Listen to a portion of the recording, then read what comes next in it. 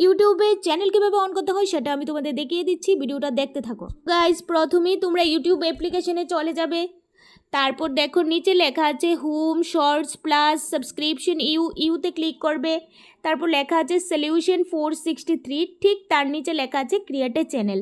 কারণ এই আইডিটা দিয়ে এখনও ইউটিউবে চ্যানেল অন করা হয়নি। সলিউশন 463 হচ্ছে একটা ইমেল আইডি, এই নামে অন করা হয়েছে, কিন্তু এটা দিয়ে ইউটিউব চ্যানেলে অন করা হয়নি এখনও, তার জন্য ক্রিয়েট এ চ্যানেল আসছে।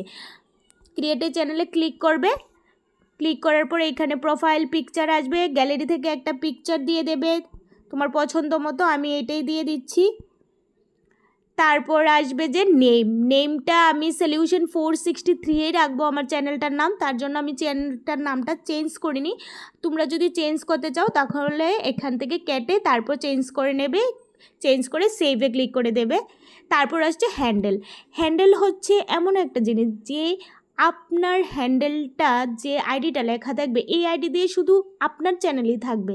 কারণ অনেক সময় তোমরা দেখতে পারবে যে সলিউশন 463 নামে অনেকগুলি চ্যানেল আছে, কিন্তু হ্যান্ডেল @সলিউশন 463 যদি তোমরা লেগে সার্চ করে শুধু আমার চ্যানেলটাই আসবে।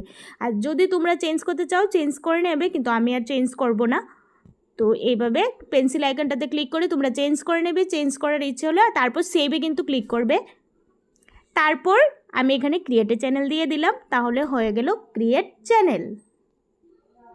দেখবে এখনই আমার চ্যানেলটা অন হয়ে গিয়েছে। হ্যাঁ, এখন দেখো কি আসছে, উপরে লেখা সলিউশন 463, কিন্তু নিচে আসছে ভিউ চ্যানেল। মানে কি আমার আজকে এই নামে চ্যানেল অন করা হয়ে গেছে ইউটিউবে, তো আমি এখন ভিডিও আপলোড করতে পারবো।